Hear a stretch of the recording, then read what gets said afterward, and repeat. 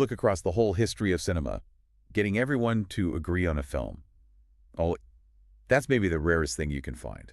Critics bicker, audiences are split, and sometimes what one generation loves, the next just forgets. But then you sent us these sources about a film that just seems to float above all that noise. It's like a cinematic unicorn. It really is. So today we're doing a deep dive into the 1956 French short film, The Red Balloon, or Le Ballon Rouge.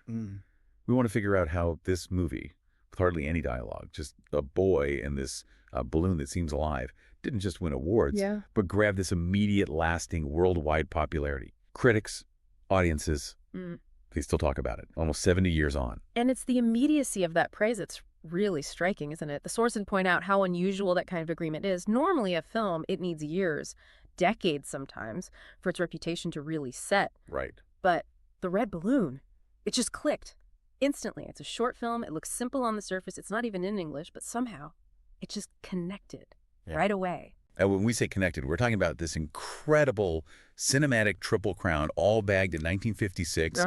This little film, it worked away with an Oscar for Best Original Screenplay, which is just fascinating for a film with so few words. Exactly. BAFTA and the Palme d'Or at Cannes. I mean, that level of critical love all at once. It's pretty remarkable. It is. And it's not just critics. Viewers love it, too. It's still holding an 8.1 on IMDb. That tells you right off the bat, the story, even though it seems uncomplicated, must be doing something really profound in how it's told.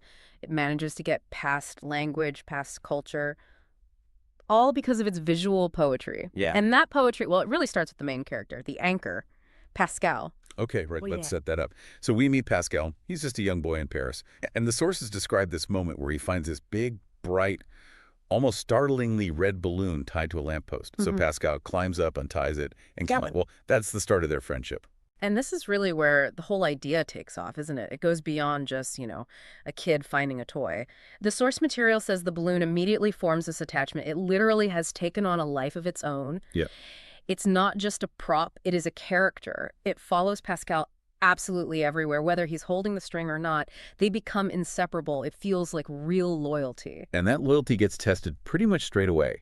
Which actually gives us some of the early laughs, like the bit when Pascal gets home to his family's apartment. Oh, that's great. His mother just decides, nope, this giant red thing is not staying inside. So she opens the window, lets it go, probably thinking he'll just drift off over Paris. But it doesn't, does it? The balloon just flat out refuses to leave. Instead of floating away, it just hangs there, stubbornly, right outside the upstairs window, waiting for Pascal to come get it. It's like this silent little act of defiance against adult rules. Totally. And the humor keeps going. When Pascal tries to sneak it into school, this bright red balloon just hilariously dodges the stern schoolmaster who's trying to grab it, always floating just out of his reach. It's got personality. But the conflict gets darker pretty quickly. It moves beyond just being annoying to adults. We shift from the grown-ups seeing it as a nuisance to other kids seeing it as, well, either something they want or something they have to destroy because they can't have it. Exactly. And the source material draws a clear line there. The parents, the teachers, they're just sort of jaded, maybe. But the older boys in the neighborhood, they're genuinely malicious. They get really jealous of Pascal and his magical, loyal balloon friend, and they explicitly chase it down, intending to kill it. That really shifts the tone, doesn't it? It goes from this gentle comedy to something more like a chase thriller, almost. Pascal's desperately trying to save his friend. And that tension, that desperation, it's all amplified by how the film looks.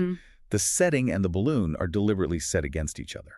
Let's talk about that visual contrast because it's key. Oh, absolutely. The visual language might be the single biggest reason for its universal appeal. You have to remember the context. Paris, 1956.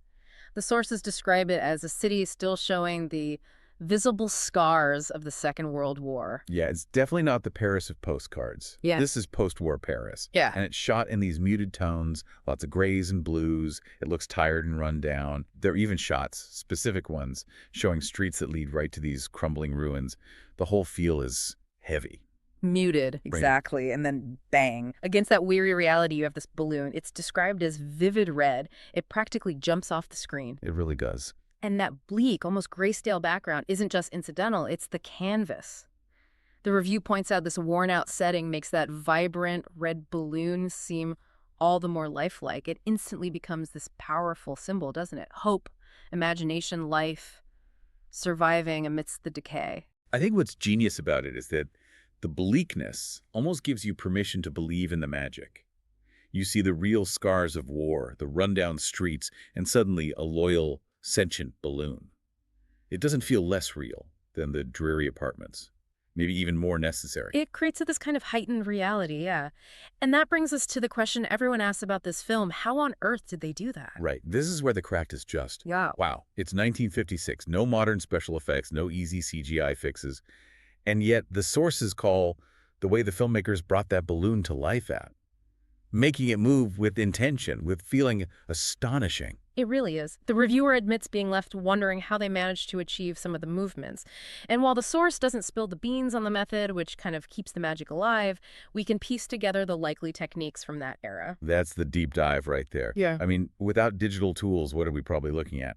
Well, we're almost certainly seeing a really clever mix of things. Forced perspective, probably, very careful staging, and some incredibly precise rigging. Think invisible fishing lines, maybe fine wires, operated by crew, hiding just out of frame, moving super carefully. They'd likely use clever editing, too, like jump cuts or cutting on action, to switch between the balloon being physically tied for simple moves and then remotely maneuvered for those complex following scenes. Right. The fact they could pull this off so seamlessly without leaving obvious clues, that's what made it technically amazing back then, and it's why it still holds up. It's just painstaking practical effects work, all designed to create that sense of wonder. And because that technical skill felt so real, so convincing, it let the film rely almost entirely on the visuals. Like you said, there's very little dialogue.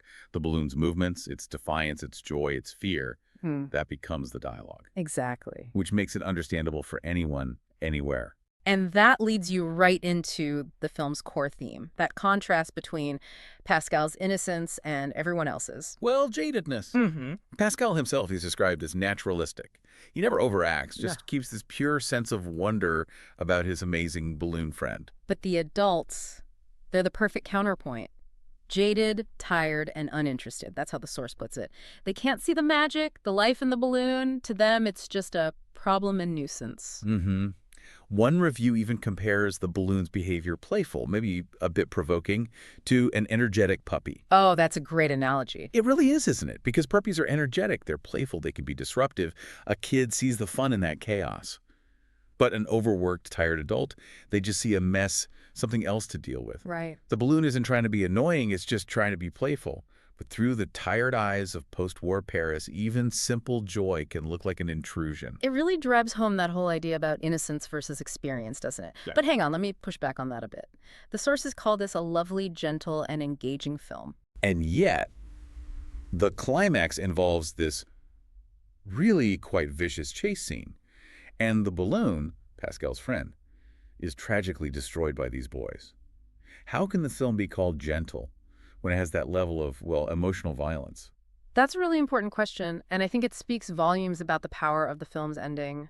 The sources describe the overall experience as gentle, likely because of how the film resolves that trauma. It doesn't shy away from the malice, it confronts it directly. Okay. But then the final scenes offer this absolutely breathtaking, imaginative, and ultimately uplifting resolution. It's described as a very fitting ending to a fantastically imaginative story. So you get this emotional gut punch, definitely. Yeah. But it's followed by this stunning moment of, well, imaginative redemption. It reaffirms that wonder still exists, even after one source of it has been cruelly taken away. Okay, so the gentleness isn't about avoiding the pain. It's about the ultimate message that wonder, once you found it, can't be truly extinguished, even by destruction. Precisely, and endures. Okay, shifting gears a little. Let's try to synthesize this.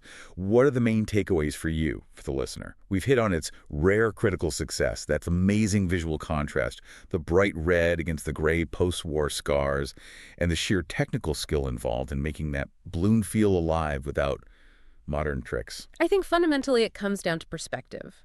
The source material really paints the film as a kind of mirror. It shows how easily we, especially as adults, can lose the ability to see magic right in front of us. Right. That balloon, It's either a wonderful, magical friend or it's just an annoying nuisance. And the only difference is how you choose to look at it. When you're dealing with a tough reality like post-war Paris, being able to see wonder isn't just nice, it's almost an act of defiance, isn't it? An act of imagination. And managing to create such huge emotion, such a complete story, with so little minimal words, simple objects, just a boy in a balloon, that's profound filmmaking. It really is. Yeah. So maybe here's something to think about.